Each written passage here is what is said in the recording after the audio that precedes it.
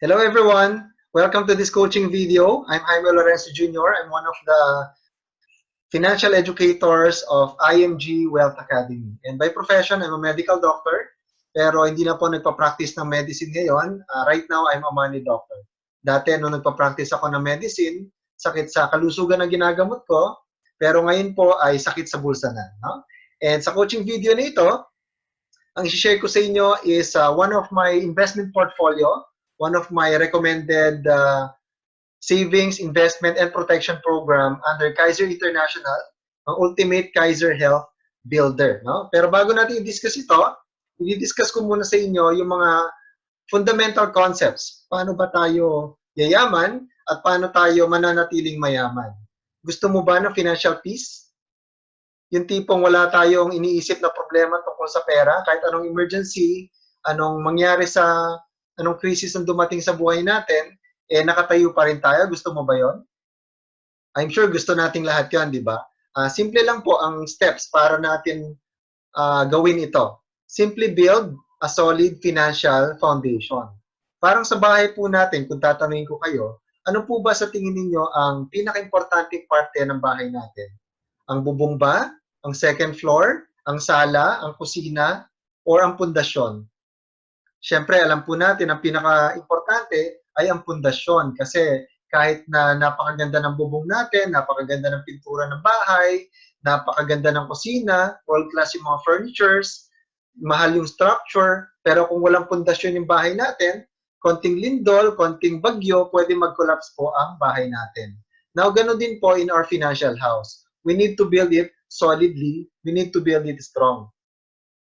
Ang pinakabubong ng ating financial house is investment. Investment, kasi kabilang dito yung mga investments natin sa mutual funds, stock market, real estate, para ma-achieve natin yung mga financial goals natin para sa pamilya.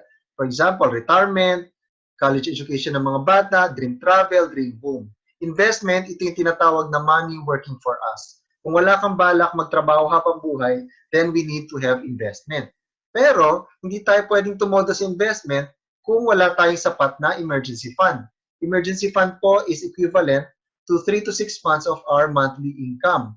Halimbawa po, kumikita ako ng 20,000 sa isang buwan, times 3 to 6 months, minimum dapat meron akong 60,000 pesos emergency fund. 3 months equivalent para, for example, na nawalan ako ng trabaho, nag-slow down na negosyo, may nasira sa bahay, or may nasira sa sasakyan, or humingi ng tulong sa pamilya, meron tayong panghugutan, or kung nawalan ka ng trabaho, you can survive for 3 to 6 months, makapaghanap ka ng other source of income na hindi mo kailangan i-withdraw ang investment or hindi mo kailangan mangutang. Then kung may utang naman po tayo, dapat bayaran natin yung mga utang natin as soon as possible. Okay, lalo na po yung mga high interest debts gaya ng credit cards, mga personal loans, no? Kasi kung hindi natin bayaran yan, di hamak na mas malaki ang interest ng utang, especially credit cards, compared sa ating investment. Now, the real foundation in building wealth is protection in the form of life insurance and healthcare. Protection po, or life insurance, napaka-importante po nito, especially kung breadwinner po tayo. Okay? Para pagka may nangyari sa atin, the family will receive a big lump sum para sa mga pangangailangan nila. No? Healthcare, may dalawang klase po ng healthcare.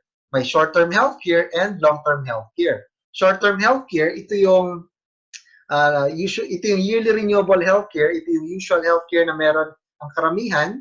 Kapag employed tayo, usually isa sa mga benefits na binibigay ng employers natin ay short-term healthcare. Magpakonsulta ka sa doktor o ma-confine ka, short-term health card mo ang magbabayad ng hospital bills mo. Pero syempre, covered ka lang ng healthcare kapag employed ka or wala ka pang 60 years old kapag productive ka. Pero kapag nag-retire ka na or umalis ka na sa kumpanya mo, madadala mo bang healthcare o hindi? Usually, hindi. No? Doon po pumapasok ang long-term healthcare. Para by the time na hindi ka na productive, nag-retire ka na or wala ka na sa kumpanya, wala ka na short-term healthcare benefits, kung kailan naglalabasan yung mga major na sakit mo, like heart problems, di ba, mga stroke, kidney problems, cancer maybe, then kahit na 61, 78 years old ka, meron ka pa rin dapat long-term healthcare. So in building our financial house, we need to build it from the ground going up. Healthcare muna, then life insurance. Kailangan, ba't ba nauna ang healthcare sa life insurance? Kasi di ba usually, bago naman po tayo makipagkita kay St. Peter, pumunta sa langit, dumadaan naman muna po tayo sa hospital, tama po ba? At mahal po magkasakit, no? Lalo na pag medyo major hospital po yung pinuntahan natin. So dapat may healthcare muna tayo, life insurance, protection, bayaran ng utang, unti-unti hanggang maubos yan, build 3 to 6 months emergency fund, then invest. Alright? Pero pwede mo pagsabayin to every step of the way, lagyan mo pa konti-konti at the same time. Pwede naman po yun. Pero ang crucial po na part ng foundation para ma-build natin na mas mabilis ang ating financial foundation is we need to increase our cash flow. May dalawang paraan po para mapataas natin or ma-increase natin ang cash flow natin. Una, kailangan natin bawasan ang gastos, reduce our expenses, then secondly, we need to increase our income. So kapag income natin ganito, expenses natin ganito, to increase our cash flow, reduce expenses, make more money, para mas malaking sobra, at yung sobra na yan, we will be able to fund our healthcare, makakuha tayo ng mas malaking insurance, mas mabilis natin mabayaran ng mga utang natin kung meron, mas mabilis natin mabuo ang 3 to 6 months emergency fund natin, and we can put more into our investment. Alright? Now, sa buhay po natin, may dalawang scenario na pwede mangyari. First, what if we die too soon? Second is, what if we live too long? Una, what if we die too soon? Sino mag-aalaga, mangangalaga sa pamilya natin? Who will take care of the kids? Who will send our kids to school? Sino magbabayad ng mga utang na naiwan natin? Kapag nakasandal sa atin ang mga magulang natin or may kapatid tayong nakasalalay sa atin, nakadepende sa atin, who will take care of them? Ang solution is life insurance. Now, what if we live too long naman, humaba sobra buhay natin? Let's say, nag-retire tayo ng 55 years old. Then may ipon ka, let's say 1 million. Then nagkataon, estimate mo, siguro ang buhay mo, 70 years old ka, so nagkataon, umabot ka ng age 100. So ang 1 million mo, kulang na kulang. Who will take care of you? Solution is, dapat meron tayong sapat na investment and long-term healthcare, enough money working for us. Common mistake po ng senior citizens is, nag-iipon po for retirement, for pension, but almost always nakalimutan ang long-term healthcare. So nung nag-retire si senior citizen, very comfortable po ang lifestyle dahil may nakapaghanda, may retirement, may investment po siya. Kaso, unti-unti naglabasan yung mga sakit. Tumaas ang presyon, tumaas ang mga blood sugar, ang cholesterol, na heart attack, na stroke, medyo lumabas po ang kidney problems. Unti-unti po napupunta ang investment or retirement fund sa drugstore or sa hospital. No? Kapag kulang pa po ang ipon, ang retirement, unti-unti na isasanla or nabibenta ang property para lang mapahabang buhay dahil walang preparation para sa healthcare. And para po, secured ang future natin, dapat sabay po. Aside from investment, dapat meron din tayong long-term healthcare. What if I could tell you about a product that provides complete solution to your 3 major financial needs? Life insurance, investment, and healthcare. Do you think that's a good idea? Yung po i-discuss natin ngayon sa video nito, the Kaiser Ultimate Health Builder Plan. The Kaiser Ultimate Health Builder Plan is a 4-in-1 product. It gives us protection in case may mangyari po sa atin. May investment tayo. It gives us passive income during our retirement. And it also provides us short-term plus long-term health care. Sino po ba si Kaiser International Health Group, Inc.?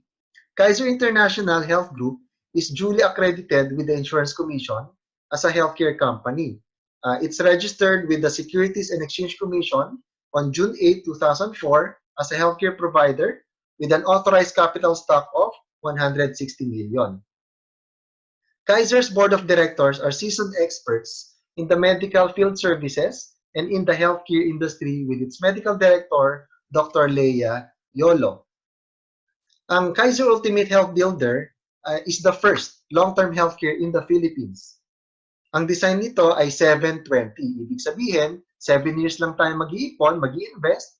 After 7 years, wala na tayong iisipin. The plan matures at the end of the 20th year. Aside from being a future source of retirement fund or passive income, long-term care provides us health care during retirement, a much-needed care when we get old. Example, to illustration po natin, K100 plan. Gaya na sabi po natin kanina, 7 years lang po tayo mag-iipon. Dito sa plan K100, kaya po sinabing K100 because the long-term care benefit of this plan is 100,000 pesos. Mamaya po ipapaliwanag ko yan. Sa K100 plan, the annual installment is 58,821. We save for 7 years, so the total contract price is 411,750. Yan po yung total inipon natin during the first 7 years. Now, ano ba yung mga benefits during the first 7 years habang naguhulog po tayo? Number 1, annual physical examination benefits. Taon-taon, for the first 7 years, libre po yung annual physical exam natin, which includes physical exam ng doctor, chest x-ray, CBC sa dugo, urine test, and fecalysis. No? Kapag 35 and above tayo, taon-taon, libre din po ang ECG plus pap smear sa mga babae. Libre po yon. Number 2, dental benefits. Every year for 7 years, libre din po ang bunot, ang linis, filling, libre po yon taon-taon. Meron din po itong tinatawag na waiver of installment due to death and disability. For example, si Juan de la Cruz, naka 2 years pa lang siya naguhulog, then, after paying the second year installment, namatay po si Juan de la Cruz. Ibig sabihin na waiver of installment due to death and disability, yung payments from 3rd year to 7th year, waived na po. Hindi na babayaran ng kaniyang pamilya. That's the first insurance benefit. Then, ito pong policy natin, insured tayo for the next 20 years. Meron itong term life insurance for 20 years, plus accidental death and dismemberment for 20 years din. Example, namatay si Juan on the 2nd year. Term insurance of this policy, sa K100, is equivalent to the long-term care benefit plus to the long-term care bonus. Long-term care benefit is 100,000 plus the bonus 350,000. So ang total term insurance po is 450,000 pesos. Now, what if aksidente po yung ikinamatay? Doble, dadagdag additional 450,000 for a total of 900,000 pesos. Now, ulitin po natin. Death occurred on the 2nd year. First, waive po yung installment from 3rd year to 7th year. Secondly, makatanggap po na insurance money, 450,000 to 900,000 ang pamilya ni Juan de la Cruz, plus malilipat ang policy na nakapangalan kay Juan, malilipat sa kanyang principal beneficiary. So, sa pamilya na, sa beneficiary na, ang policy nito. Lahat ng healthcare benefits, lahat ng investment benefits as is, lipat sa pamilya. Yun po yung multiple insurance benefits ng Kaiser Ultimate Health Builder natin. Alright? Now, in case kailangan natin ma-hospital or ma-confine during the first 7 years, meron tayong budget dito or annual benefit limit na 60,000 pesos taon-taon for confinement. Just in case na wala kang confinement sa first 7 years, guaranteed 85% ng inihulog natin will be given back to us upon maturity sa 20th year. Mamaya explain ko po yan. Itong Kaiser Long-Term Healthcare natin, may benefit din na tinatawag na Family Assistance Service. Ibig sabihin, kapag may na-confine or kailangan ma-confine sa immediate family mo, pwede mong ipahiram ang Kaiser policy mo. Ito po yung mga terms and conditions. Policy should be in active status and plan should have completed at least 1 year payment. The nominated patient must be an immediate family member of the policyholder or within the first degree of consanguinity. Policyholder agrees to avail only of the services of Kaiser's accredited doctors and affiliated network of hospitals. Assistance to be provided by Kaiser shall only be to the extent of the allowable benefits due to the plan holder under his policy.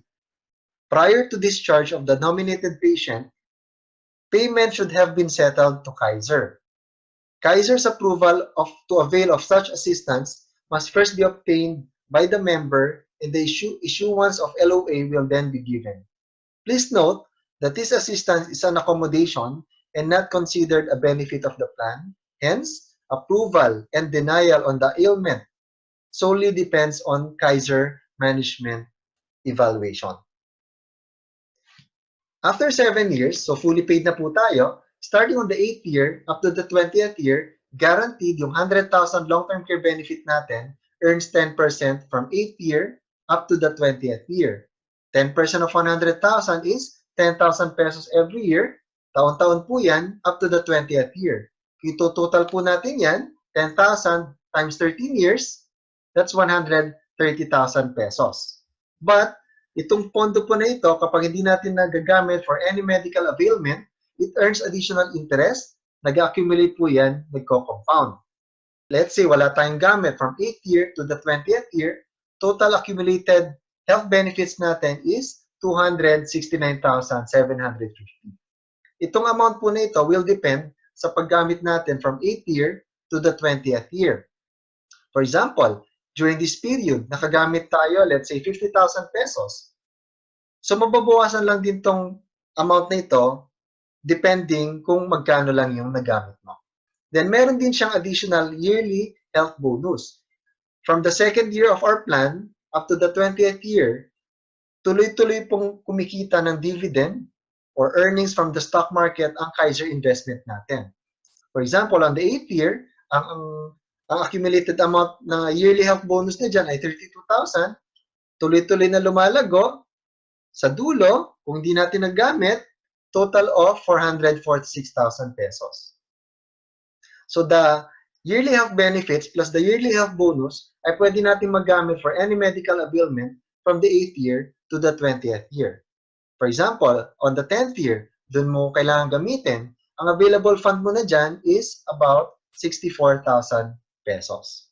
Now, yung long-term care benefit, fixed po ito, 100,000 pesos.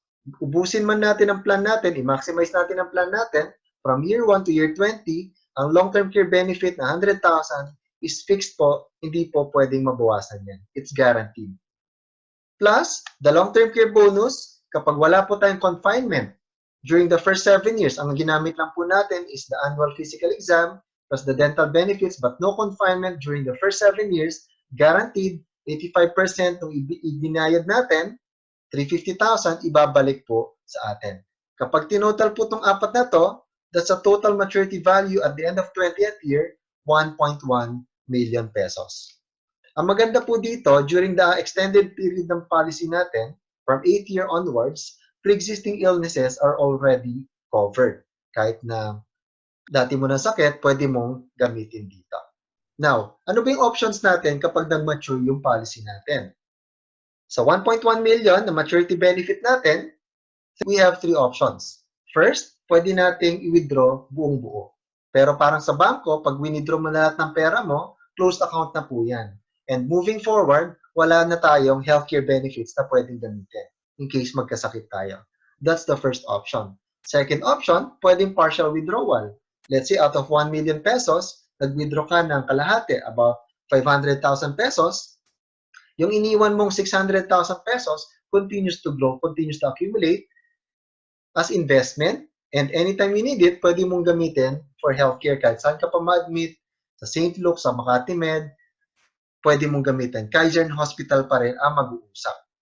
Or third, sa example natin, na 22 years old nag-start, after 20 years, 42 years old, sabi ni Juan de la Cruz, bata pa ako, malakas pa ako kumita, wala pa akong mga sakit, or covered pa ako ng short-term healthcare ko sa kumpanya ko. No? Iwanan ko lang yung 1.1 million ka dyan. At pwede gusto kong kunin ang interest taon-taon. Let's say ang 10% taon-taon ay 10% per annum. Pwede ka maka-withdraw dito ng 116,000 pesos taon-taon na hindi nababawasan yung 1 million pesos mo. Pero halimbawa, hindi ginalaw ni Juan de la Cruz, hindi natin ginalaw ang principal natin, we let it accumulate until retirement, let's say 60 years old, from 42 to 60 years old. At age 60, Yung dating 1 million pesos dati, naging 6.4 million pesos. Let's say interest rate is 10% per annum, yearly interest or passive income for you is 648,000 pesos. Intact yung principal kahit i-withdraw mo ang interest taon-taon. Pero kung naghintay ka, let's say, from 60 to 65, 5 more years, yung dati mong 6M, naging 10M, so 1 million per year na ang interest niyan taon-taon. Ito yung tinatawag nating money working for us. Money working for you. Pero syempre, magkakaroon lang tayo ng pera magtatrabaho sa atin kung magtatanim tayo ng pera ngayon. So basically, ang Kaiser Long-Term Healthcare is an application of the solid financial foundation. Kung gusto mong simulan ang mag-build ng solid financial foundation, with Kaiser Long-Term Healthcare, meron ka na diyang short-term and long-term healthcare, meron ka na ring life insurance protection in case we die too soon, and investment or passive income in case we live too long. So I encourage you to save and invest right now. Save and invest as fast as you can while you can. Habang kaya mo pang mag-ipon, habang malakas pa tayo, wala pa tayong sakit, habang kumikita pa tayo ng maayos. Once again, I'm Jaime Lorenzo Jr. I hope you learned something. And if you learned something, you have questions, you can email me at jaime.lorenzo@img-wealthacademy.com. Or you can also add me sa Facebook, My Money Doctor. And please, now don't forget to like this video and click the subscribe button para pag mayroon akong new videos, you will be notified. Once again, thank you so much and God bless you.